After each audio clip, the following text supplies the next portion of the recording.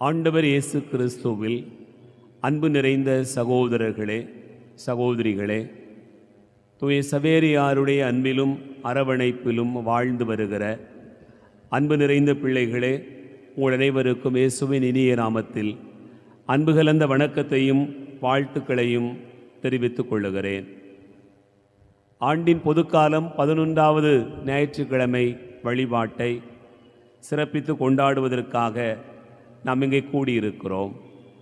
ஆண்டவர் எத்துணை இனியவர் என்று சுவைத்து பாருங்கள் என்று திருப்பாடலின் ஆசிரியர் ஆண்டவருடைய வார்த்தையில் இருக்கக்கூடிய இனிமையை, சுவையை நமக்கு கற்றுத்தருகிறார். அன்பார்ந்தவர்களே, இன்றைக்கு நாம் வாசிக்க கேட்ட 3 வாசகங்களுமே ஒன்றோடு ஒன்று மிக நெருங்கிய தொடர்பு இருப்பதை நமக்கு வெளிப்படுத்துகின்றன. 3 வாசகங்களுடைய மைய செய்தியாக பார்த்தோம் என்றால், கடவுள் தேர்ந்தெடுக்கிறார், அவர் நம்மை அனுப்புகிறார். அனுப்புகிற போது ஆண்டவர் நமக்கு தருகிற கொடைகளை நாம் பிறருக்கு பகிர வேண்டும் என்பதுதான் இந்த நாளினுடைய வாசகங்களுடைய மைய செய்தியாக கொடுக்கப்பட்டிருக்கிறது. அன்பார்ந்தவர்களே, முதல் வாசகத்தில் ஆண்டவர் இஸ்ரேல் மக்களை எகிப்திலிருந்து அழைத்து வந்த விதத்தை நமக்கு மோசே வழியாக வெளிப்படுத்துவதை நாம் வாசிக்க கேட்டோம். மோசே வழியாக ஆண்டவர் இஸ்ரேல் மக்களுக்கு சொல்லுகிற செய்தி என்னவென்றால், நான் எகிப்திற்கு செய்ததை நீங்கள் நினைவு கூறுங்கள், அதன் பிறகு கழுகுகளின் மேல் உங்களை ஏந்தி என்னிடம் வரச் செய்ததையும் நீங்கள் நினைவு கூறுங்கள்.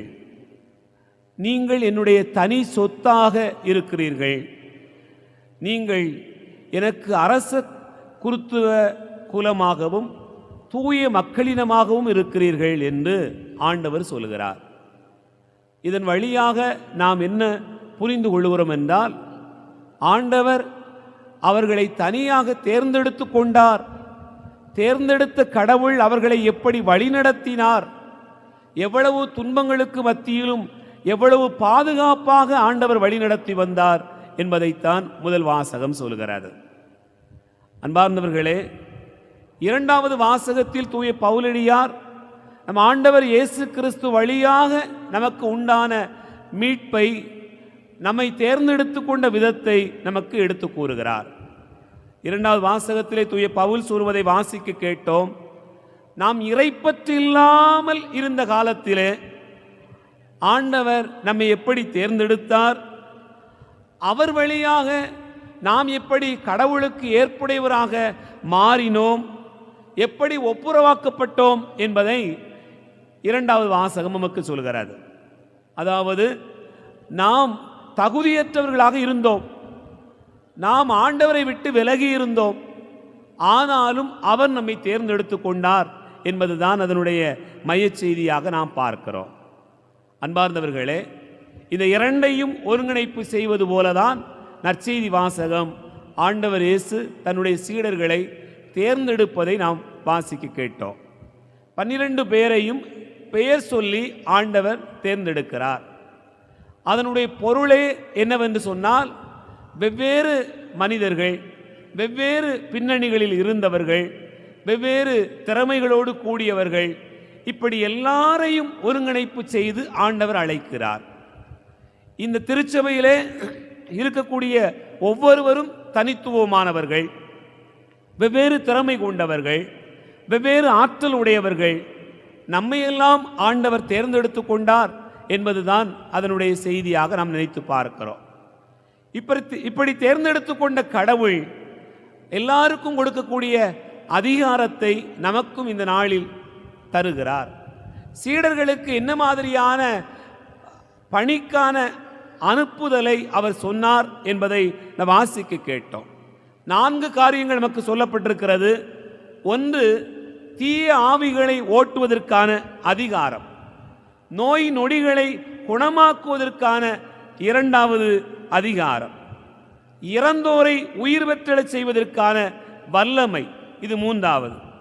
4வது, விண்ணரசு நெருங்கி வந்துவிட்டது என்று அறிவிக்கிற ஒரு வல்லமை. இப்படி 4 காரியங்களையும் ஆண்டவர் சீடர்களுக்கான அதிகாரமாக வல்லமையாக கொடுத்தார். ஆகவே நாம் பார்க்கிறோம், முதல் வாசகம், 2வது வாசகம், நாம் எந்த நிலையில் இருந்தோம், ஆண்டவர் நம்மை எப்படி தேர்ந்தெடுத்தார். நற்செய்தி வாசகம், நாம் யாராக இருக்கிறோம், எப்படிப்பட்ட மனிதர்களாக இருக்கிறோம், அவர்கள் எல்லோரையும் பெயர் சொல்லி எப்படி அழைத்தார் என்பதை சொல்லுகிறார். அதனுடைய பின்னணியில் தான் அழைத்த ஆண்டவர் இந்த அதிகாரங்களை கொடுத்து இந்த அதிகாரங்களை எப்படி பயன்படுத்த வேண்டும் என்பதையும் நமக்கு கற்றுத்தருகிறார். இனி நற்செய்தியிலே நீங்கள் எடுத்துக்கொள்ளுங்கள். மத்தேயு நற்செய்தி 10வது அதிகாரம் 8வது வசனத்தினுடைய கடைசி பகுதியை நீங்கள் பார்க்க வேண்டும். 8வது வசனத்திலிருந்து வாசிப்போம். நலம் குன்றியவர்களை குணமாக்குங்கள், இறந்தோரை உயிர் பெற்றெழச் செய்யுங்கள், தொழுநோயாளரை நலமாக்குங்கள், பேய்களை ஓட்டுங்கள். இவை எல்லாவற்றையும் சொல்லிய பிறகு ஆண்டவர் சொல்லுகிற ஒரு வசனம்தான் இன்றைக்கு நம்மை சிந்திக்க அழைப்பு தருகிறது. கொடையாக பெற்றீர்கள், கொடையாகவே வழங்குங்கள். அதனை நாம் எப்படி புரிந்து கொள்கிறோம்? இலவசமாக நாம் பெற்றுக்கொண்டோம், ஆகவே இலவசமாக வழங்க வேண்டும். கடவுள் நமக்கு எல்லாவற்றையும் இலவசமாக கொடுத்திருக்கிறார். நாம் அதை இலவசமாகவே மற்றவர்களுக்கு கொடுப்பதற்கான கடமையும் பொறுப்பும் உண்டு என்பதை ஆண்டவருடைய வாக்கு நமக்கு சொல்லுகிறார். அன்பார்ந்தவர்களே, நம்முடைய நாடு, குறிப்பாக தமிழ்நாட்டில் இலவசம், தள்ளுபடி இவை இரண்டும் மிக முக்கியமானது. ஒரு ஆட்சியை பிடிக்க வேண்டும் என்று சொன்னால் இலவசமும் வேண்டும், தள்ளுபடி செய்வதற்கும் திறமை வேண்டும். இவை இரண்டுமே இன்றைக்கு அரசியலில் பயன்படுத்தப்படுகிற ஒரு பெரிய மந்திர சொல்லாகவே இருப்பதை நாம் பார்க்கிறோம். இயேசு சொல்லுகிற இலவசம், கொடை என்பது இன்றைக்கு நாம் அதிகாரிகள் பயன்படுத்துகிற அது போன்ற ஒரு காரியம்தானா என்று நாம் நினைத்து பார்ப்பதற்காக அழைக்கப்படுகிறோம்.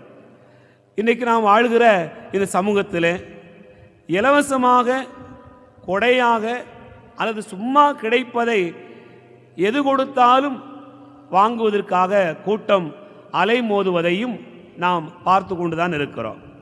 அன்பார்ந்தவர்களே, இலவசங்களை பெற்றுதான் வாழ வேண்டும், வாழ முடியும் என்கிற நிலைமையில் இல்லாதவர்கள் கூட அந்த இலவசங்களை பெறுவதற்காக வரிசையில் இருப்பதை நாம் அன்றாடம் பார்த்து கொண்டுதான் இருக்கிறோம். இலவசம் எனக்கு தேவையில்லை என்று தெரிந்த பிறகும் கூட அதை இன்னொருவருக்கு தாராளமாக கொடுப்பதற்கு நமக்கு மனம் வருகிறதா என்று நாம் யோசித்து பார்க்கவும் அழைக்கப்படுகிறோம். இலவசமாக பெற்றுக்கொண்ட பொருளை தூர போட்டாலும் அல்லது பழைய இரும்பு கடையில் போட்டாலும் அதில் ஏதாவது கொஞ்சம் லாபம் வருகிறதா என்று பார்க்கக்கூடிய இந்த வியாபார மூளையானது மனிதனுக்குள்ளாக இருக்கிறது. அன்பார்ந்தவர்களே, தூக்கி போடுகிற பொருளை கூட காசாக்குகிற உலகத்தில் நாம் எல்லோருமே வாழ்ந்து கொண்டுதான் இருக்கிறோம். இப்படிப்பட்ட ஒரு சூழ்நிலையில் இயேசுனுடைய இந்த பொருளாதார பார்வை என்பது வித்தியாசமாக நம்மை சிந்திக்க அழைப்பு தருகிறது. நீங்கள் இலவசமாக பெற்றுக்கொண்டீர்கள், இலவசமாக கொடுங்கள் என்று ஆண்டவர் சொல்கிறார். நம்முடைய இந்த வியாபார மனதை மாற்றி தாராள உள்ளத்தோடு வாழ்வதற்கான அழைப்பு தான் கொடையாக பெற்றீர்கள், கொடையாக வழங்குங்கள். நான் உங்களுக்கு கொடுத்திருக்கிறேன், ஆகவே நீங்களும் பிறருக்கு கொடுப்பதற்கான கடமை உண்டு. உலகில் இன்றைக்கு அதுவெல்லாம் சாத்தியமில்லாததாக இருக்கிறது. ஏனென்றால் நாம் வாழ்வதற்கு எல்லாவற்றையும் சேமிக்க வேண்டிய, சேர்த்து வைக்க வேண்டிய ஒரு சூழ்நிலையில் இருக்கிறோம். ஆனாலும் கூட ஆண்டவருடைய வாக்கு சொல்கிறது, நான் உன்னை தாராளமாக கொடுத்தேன், இலவசமாக கொடுத்தேன், கொடையாக கொடுத்தேன், அதை நீங்கள் ஏன் கொடுக்கக்கூடாது என்று நம் ஒவ்வொருவருக்குமான அழைப்பாக ஆண்டவருடைய வாக்கு சொல்கிறது. அன்பார்ந்தவர்களே, நாம் ஏன் கொடையாக கொடுக்க வேண்டும்? அப்படி கொடையாக கொடுப்பதால் நமக்கு கிடைக்கக்கூடிய நன்மை என்ன? விவிலியத்தில் அப்படி கொடையாக வாழ்ந்தவர்களுடைய வாழ்வு என்ன சொல்கிறது என்பதனையும் நாம் இந்த நாளில் சிந்திப்பதற்கான ஒரு அழைப்பாக இந்த வாசகங்களை பார்க்கிறோம். கடவுளுடைய படைப்பில் நாமும் ஒரு அங்கத்தினர் தான். இயற்கையெல்லாம் அந்த படைப்பில் இருக்கிறது என்று சொன்னால் இயற்கையோடு இணைந்து வாழுகிற நாமும் கடவுளுடைய படைப்பில் ஒன்றுதான். இயற்கையெல்லாம் நமக்கு கற்றுத்தருவது என்ன? சூரியனும் மழையும் நல்லோர் தீயோர் என்று பாராமல் எல்லோருக்கும் சரியான வெளிச்சத்தையும் மழையையும் அது கொடுத்து கொண்டேதான் இருக்கிறது. அதுபோலவே ஒரு மரம் தனக்காக தான் உண்பதற்காக அது கனி கொடுப்பதில்லை. அதுபோலவே கடலும் நீரும் நதியும் தான் மட்டுமே வாழ்வதற்காக அவைகள் பயணப்படுவதில்லை. அவர்களுடைய பயணங்கள் எல்லாம் இன்னொருவருக்காக, மற்றவருக்காக என்றுதான் அமைந்திருப்பதை பார்க்கிறோம்.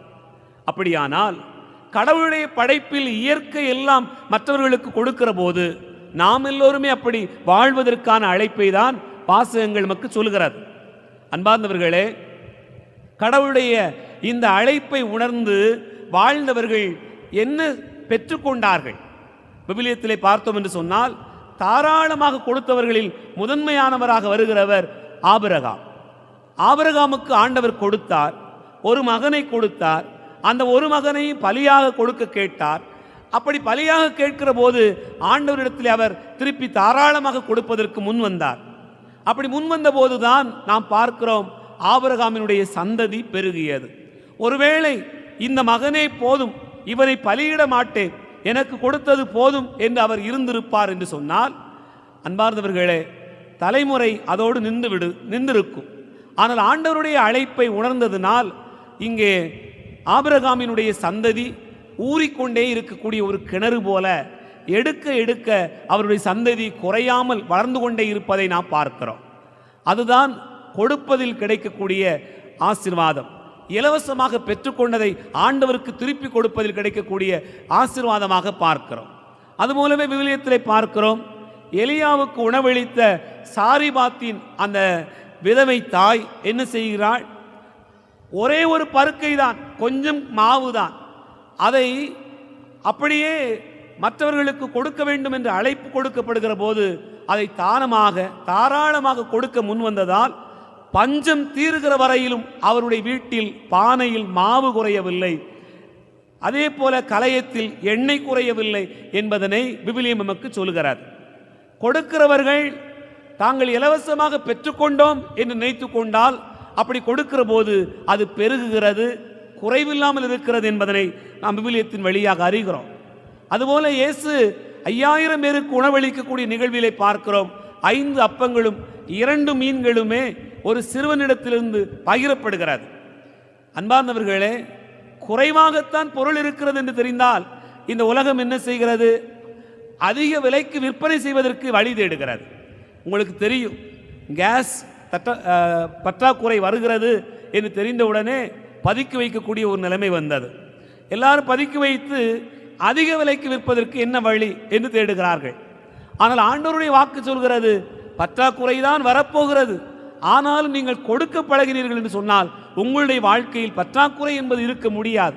அதுதான் கடவுளுடைய வாக்கு. மனிதனுடைய கணக்கு வேறு, கடவுளுடைய கணக்கு வேறு. ஆகவேதான் 5 அப்பங்களும் 2 மீன்களும் பகிரப்பட்ட அந்த இடத்திலே நாம் பார்க்கிறோம்.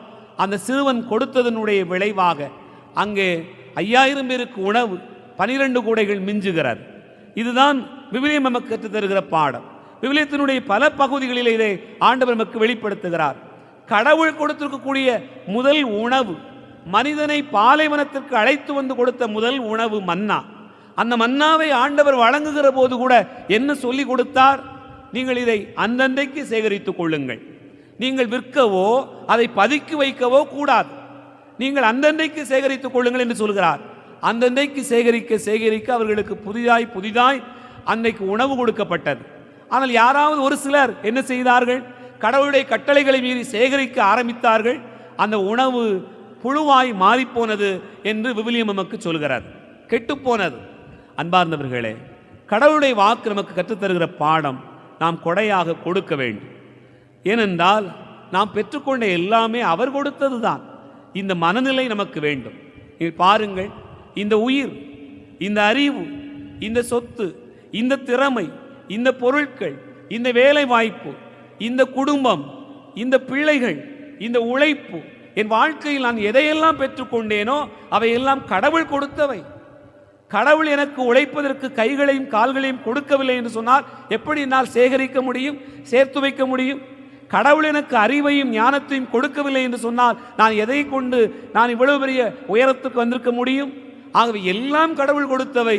எல்லாம் அவர் தந்தவை என்கிற மனநிலை இருக்கும் என்று சொன்னால், அன்பார்ந்தவர்களே, கடவுள் நம்மோடு கூட இருந்து எல்லாவற்றையும் பல மடங்கு மாற்றுகிறார். அன்பார்ந்தவர்களே, நம்முடைய வாழ்க்கையில் பார்க்கிறோம், நாம் பிறக்கிற போது எதையும் கொண்டு வரவில்லை, எல்லாமே அவர் கொடுத்தது தான். நாம் வந்த பிறகு இவை எல்லாவற்றையும் நாம் பெற்றுக்கொண்டோம், வாழ்வதற்காக பெற்றுக்கொண்டோம். ஆகவே ஆண்டவருடைய வாக்கு சொல்கிறது, மீட்பின் திட்டத்தில் கடவுள் நமக்கென்று வைத்திருக்கக்கூடிய கொடைகளில் இவையெல்லாம் கொடுக்கப்பட்டது. லூக்கா நற்செய்தி 6வது அதிகாரம் 38வது வசனத்தில் ஆண்டவர் இயேசு தன்னுடைய சீடர்களுக்கு போதிக்கிற அந்த பகுதியை பார்க்கிறோம். நீங்கள் கொடுங்கள், அப்பொழுது அமுக்கி குலுக்கி சரிந்தி விழும்படி உங்களுக்கு கொடுக்கப்படும் என்று ஆண்டவருடைய வாக்கு சொல்கிறார். அன்பார்ந்தவர்களே, நாம் கொடையாக பெற்றதைத்தான் கொடுக்க சொல்கிறோம். கொடையாக பெற்றது ஆண்டவர் தந்த இவ்வளவு என்று சொன்னால் நாம் எந்த மனநிலையில் இருக்கிறோம்? நம்முடைய வாழ்க்கையில் ஆண்டவர் தினம் தினம் பல காரியங்களை கொடுத்து கொண்டேதான் இருக்கிறார். நம்முடைய மனம்தான் விரிவடைகிறதா, சுருங்கி நிற்கிறதா என்பதை நாமே நமக்குள் ஆய்வு செய்து பார்ப்போம். ஆமென்.